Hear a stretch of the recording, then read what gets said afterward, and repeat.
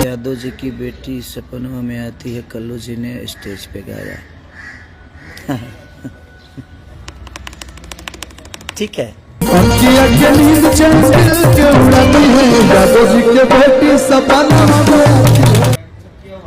वो हैं।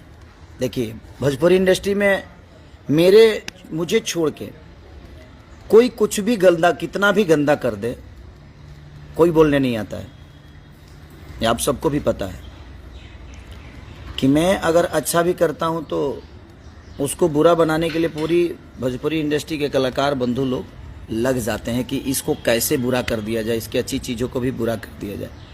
बट ठीक है, मैं भी एक गाना गाया था, चाची के बाची सपनवा में आती है। तो मेरी जितनी भी हीरोइनें हैं यहाँ पे, सबके माँ को हम आंटी बोलते हैं भाई।